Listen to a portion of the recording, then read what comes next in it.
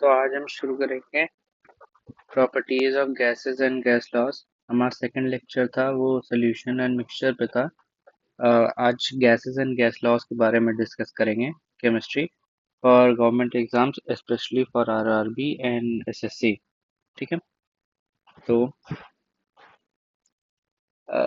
Kinetic molecular theory of gases से शुरू करेंगे। Kinetic molecular theory of gases.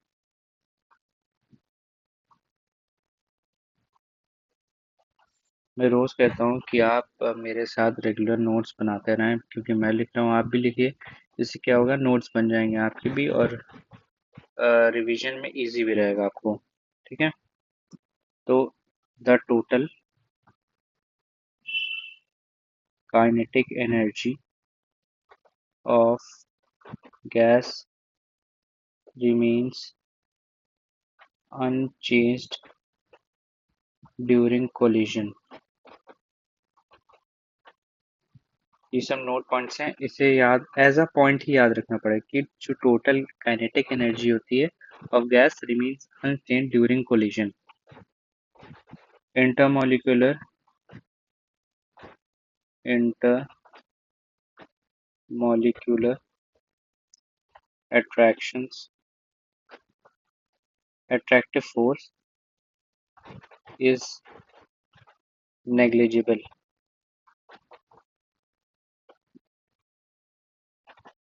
in gases।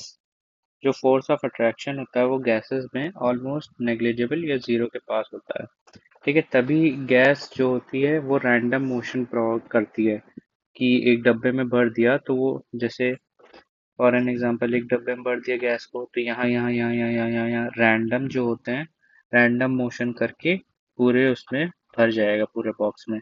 तो क्योंकि because of force of attraction जो होता है मॉलिक्यूल्स के बीच में, वो बहुत वीक होता है, बहुत वीक क्या, नेग्लिजिबल ही होता है ऑलमोस्ट।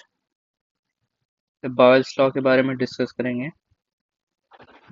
बॉयल्स लॉ ये सब पढ़ा होगा एट नाइन्थ क्लास में। अब बस रिवीजन करना है और पॉइंट टू पॉइंट याद रखना है जो कीवर्ड इंपॉर्टेंट है। बॉयल्स लॉ में क्या होता है, volume of gas is inversely proportional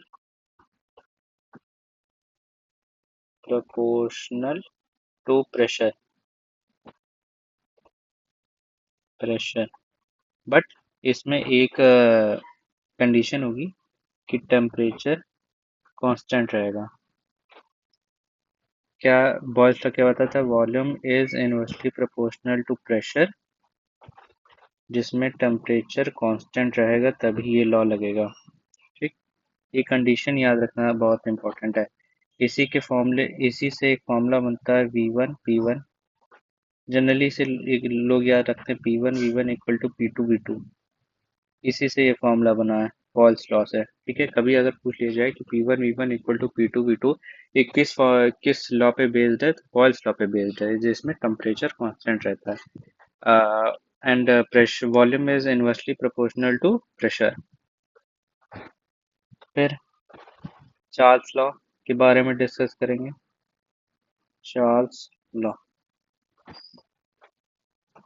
ये क्या बताता है कि at constant pressure volume of given mass of gas is directly proportional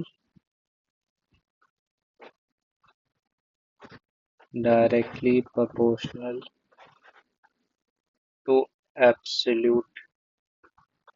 absolute यहाँ पे क्या है, केल्विन स्केल। ठीक है। एब्सोल्यूट टेम्परेचर जो कि केल्विन स्केल पे बेस्ड है। क्या बताया मैंने कि volume is directly proportional to temperature when pressure is constant. ठीक। Kelvin temperature equal to degree Celsius plus 273। ठीक है। केल्विन की जो स्केल है वो इक्वल टू होती है डिग्री सेल्सियस प्लस 273। ये कन्वर्जन में भी यूज होता है। ये पढ़ा होगा आपने, ये बहुत इंपॉर्टेंट है, याद रखना ये formula. If for an example कि जैसे 27 डिग्री सेल्सियस है, तो इसे केल्विन में चेंज करना है, तो इस फॉर्मूले में रख देंगे। तो ये हो जाएगा kelvin equal to 27 degree Celsius plus 273। इसका आंसर हो जाएगा 300 केल्विन। ठीक। फिर एस टी पी क्या होता है? एस टी पी का पहली बात तो फुल फॉर्म याद रखना इंपॉर्टेंट है, जो कि क्या होता है? Standard temperature and pressure.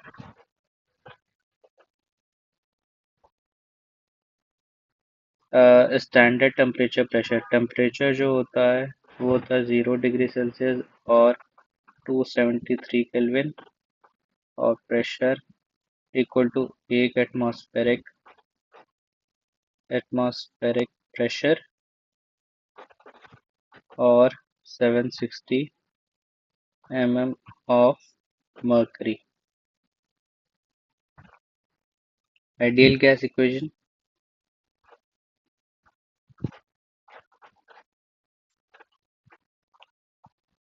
ये होता है PV equal to upon PV upon T equal to constant.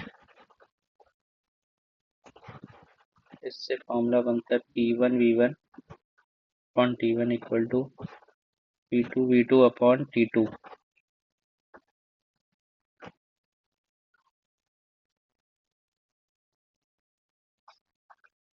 कुछ पॉइंट्स और, Charles law explain that gas expand on heating। ये पॉइंट याद रखना बहुत इंपॉर्टेंट है कि किसने ये बताया कि गैस एक्सपैंड होती है on heating. It was given by Charles law. फिर कुछ फर्दर पॉइंट्स। मेल्टिंग पॉइंट क्या होता है?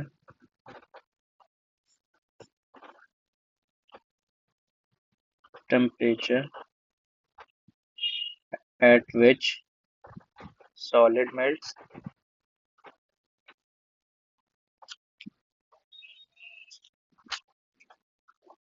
फिर बॉइलिंग पॉइंट बॉइलिंग पॉइंट क्या होता है कि temperature at which vapor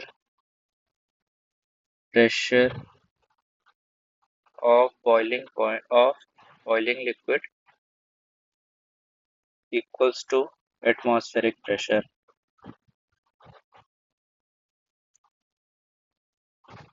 atmospheric pressure. ठीक, ये साइंस की लैंग्वेज में, ठीक है।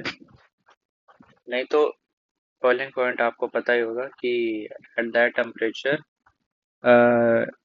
On which liquid starts boiling, जो बबल्स प्रोवाइड होने लगते हैं ऑन हीटिंग, उसे बॉइलिंग पॉइंट कहते हैं। But in science vapour pressure equal to atmospheric pressure जब पहुंच जाता है तो बॉइलिंग पॉइंट कहलाते हैं उस पॉइंट को, ठीक है। देयरफॉर एक इसी में पॉइंट, एटमॉस्फेरिक प्रेशर पे इक्वल जब हो जाता है तो बॉइलिंग पॉइंट, वेपर प्रेशर तो बॉइलिंग पॉइंट कहलाया जाता है। इसीलिए therefore water boils at different temperature at different altitudes. ये एक बेसिक सी बात है कि डिफरेंट एल्टीट्यूड्स पे, मतलब पहाड़ पे अलग टेम्परेचर पे बॉयल होगा और नीचे तरफ अलग टेम्परेचर पे बॉयल होगा, ठीक है। फिर कुछ कन्वर्जन कि 1 litre equal to 1000 metre 1000 centimetre cube, और 1 मिलीलीटर इक्वल टू 1 मिलीलीटर कह रहा है, 1 million litre equal to 1 kilometre cube, और 1000 litre equal to 1 metre cube. ये कन्वर्जन याद रखना बहुत इंपॉर्टेंट है। आ जाते हैं क्या, 1000 litre equal to 1 metre cube, 1 litre equal to 1000 centimetre cube और 1 million litre equal to 1 kilometre cube. ठीक। एरिया वॉल्यूम के फॉर्म में बताया गया है। ठीक। फिर एटमॉस्फेरिक प्रेशर,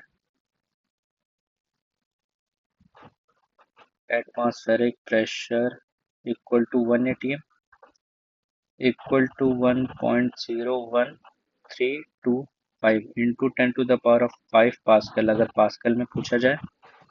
फिर इक्वल टू 101.325 किलो पास्कल अगर किलो पास्कल में पूछा जाए। ये कन्वर्जन भी कन्वर्जन कह रहे हैं कि ये चीज़ नो पॉइंट भी याद रखना बहुत इम्पोर्टेंट है कि जो एटमॉस्फेरिक प्रेशर होता है वो 1 atm होता है।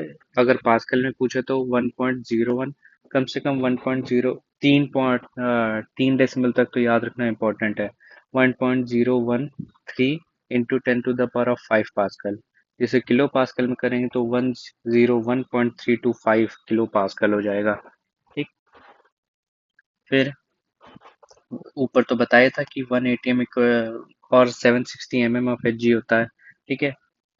1 bar equal to 10 to the power of 5 pascal, ये कन्वर्जन काफ़ी पड़ा होगा, ये कई बच्चों को याद रहता है। ठीक है, लेकिन मैंने लिखा दिया है क्योंकि एक कन्वर्जन की वो चल रही है पॉइंट नोट पॉइंट, तो ये मैंने लिखा दिया।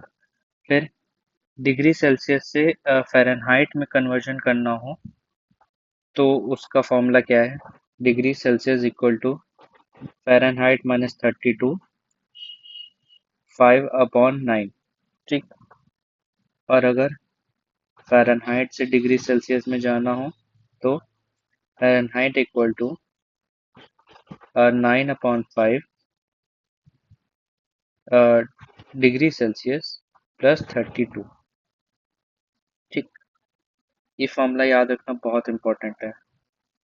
एक याद रखेंगे दूसरे से बन जाएगा। कौन सा याद रखना ज़्यादा बेटर रहेगा? ये वाला ज़्यादा बेटर रहेगा अगर याद रखना है, क्योंकि नीचे वाला थोड़ा टफ बन जाता है। नहीं तो जो जिसको याद करना हो नीचे वाला भी याद रख सकते हैं अपने हिसाब से। जो जिसको याद रखना हो वो याद रख सकता है। 9/5 डिग्री सेल्सियस प्लस 32। ठीक है, ये फ़ारेनहाइट से डिग्री सेल्सियस में कन्वर्ट करना है। दूसरा, अगर सेल्सियस से डिग्री फ़ारेनहाइट में जाना है तो वो आप अपने हिसाब से कन्वर्ट कर लीजिएगा। एक याद रखिए, जो भी याद रखना, Fahrenheit equal to 9/5 degree Celsius plus 32। ये फ़ारेनहाइट से डिग्री सेल्सियस में जाने का वो है। फिर Avogadro hypothesis, Avogadro hypothesis hypothesis ये क्या बताता है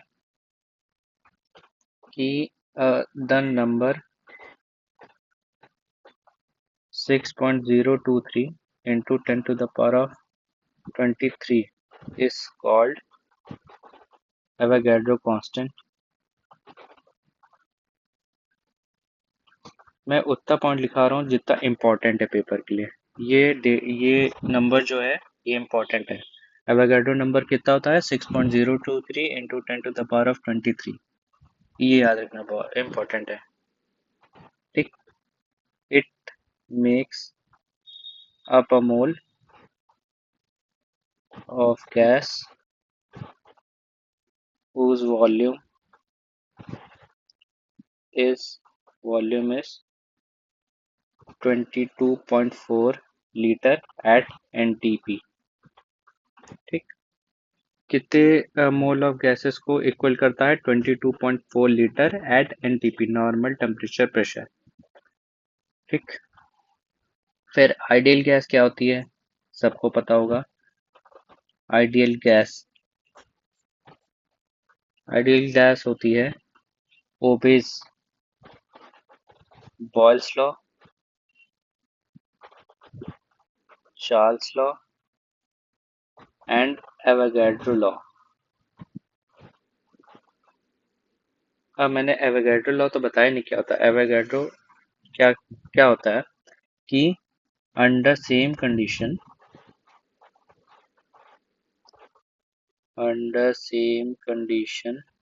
of temperature and pressure equal volume of gas, equal volume of all gas contain same number of molecules या फिर एटम्स। मतलब अगर कंडीशन से सेम हो, ठीक है, ये एवोगैड्रो लॉ होता है।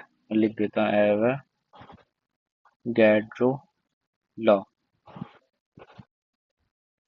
क्या होता है कि अंडर सेम कंडीशन अगर टेम्परेचर और प्रेशर सेम हो, ठीक है, और इक्वल वॉल्यूम की गैस हो, तो सेम नंबर ऑफ मॉलिक्यूल्स होंगे दोनों गैसेस में, अगर दो गैसेस हो। फिर आइडियल गैस क्या होता है, जो ओबे करे चार्ल्स लॉ, बॉयल्स लॉ और एवोगैड्रो लॉ को, वो एक तरीके की आइडियल गैस होती है।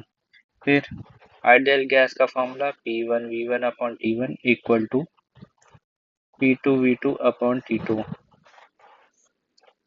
ये आइडियल गैस की इक्वेशन है, ठीक। इसी से एक बनती है PV इक्वल टू nRT। ये इक्वेशन भी याद रखना बहुत इंपॉर्टेंट है, ठीक। जिसमें R जो रिप्रेजेंट करता है, R equal to work done per degree per mole और एनर्जी पर डिग्री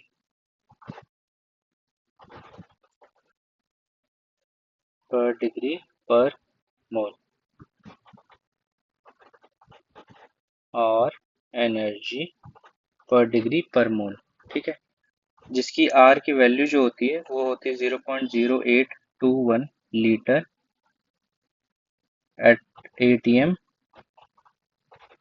माइनस केल्विन और minus metre, metre to the power of -1, ठीक है। आर की वैल्यू याद रखना इंपॉर्टेंट है with a unit 0.0821 litre ATM upon kelvin metre, ठीक। फिर फर्दर डिस्कशन में जाते हैं हम लोग नॉन आइडियल गैस में। नॉन आइडियल गैस ये अपोजिट ऑफ आइडियल गैस हो जाएगा, जो Boyle's law, Charles law, Avogadro law को नहीं फॉलो करेगा। बेसिक सा मतलब है, ठीक है। अपोजिट अपोजिट कह रहे हैं, पूरी डेफिनेशन ही लिख देते हैं। Does not follow Boyle's, Charles and Avogadro at all temperature and pressure. मतलब चाहे जैसी कंडीशन हो, तो ये फॉलो नहीं करेगा, ठीक है। इसमें PV equal to not equal to nRT हो जाएगा, जिसमें इसका एग्जांपल है हाइड्रोजन और हीलियम। ये इसके बेस्ट एग्जांपल है नॉन आइडियल गैस के। अगर पूछें तो बता दीजिएगा यही। फिर डिफ्यूजन के बारे में डिस्कस करते हैं। डिफ्यूजन ये क्या होता है? Refers to movement of fluid particles.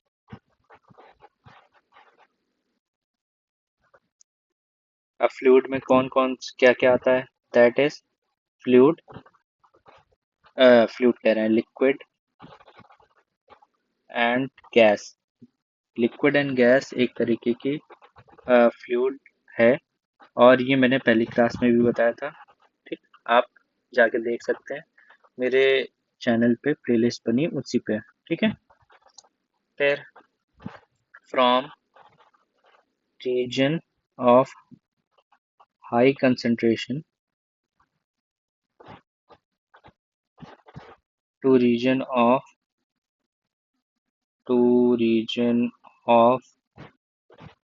Low concentration, ठीक। अब डिफ्यूजन से एक ही रिलेटेड और चीज आती है, वो है ऑस्मोसिस। जहाँ पे ऑस्मोसिस पढ़े वहाँ डिफ्यूजन पढ़ना भी इम्पोर्टेंट, जहाँ पे डिफ्यूजन पढ़े वहाँ पे ऑस्मोसिस भी पढ़ना इम्पोर्टेंट है।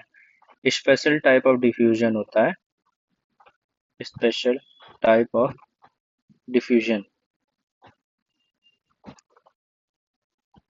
It involves movement of solvent particles.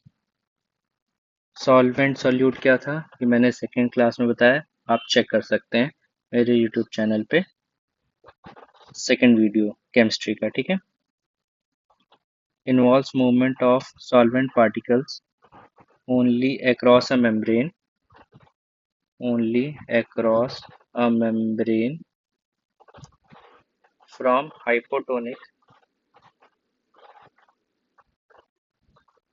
hypotonic solution to hypertonic solution।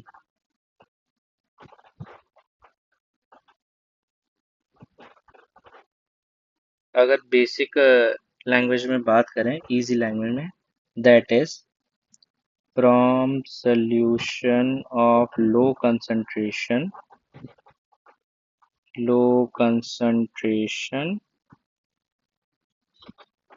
to higher concentration। ठीक। मैंने बोला था कि जहाँ पे डिफ्यूजन आता है वहाँ पे ऑस्मोसिस भी आता है, मतलब बात की जाती है। ये ऑस्मोसिस जो होता है एक स्पेशल टाइप ऑफ डिफ्यूजन होता है जो कि उल्टा काम करता है डिफ्यूजन का, ठीक है। उसमें क्या था, from higher concentration to lower concentration जा रहा था, इसमें क्या from lower concentration to higher concentration जा रहा है अक्रॉस अ मेम्ब्रेन, ठीक है। इसमें एनर्जी लगती है लेकिन हो जाता है, ठीक है। जनरली ये आपने देखा होगा रिवर्स ऑस्मोसिस जो होता है वो इसीलिए यूज होता है, ये वाटर को क्लीन करने के लिए यूज होता है, इसका एग्जाम्पल है ना। अब अगला टॉपिक पढ़ेंगे एटॉमिक स्ट्रक्चर, इसे हम लोग कल स्टार्ट करेंगे, आज के लिए इतना ही रखते हैं।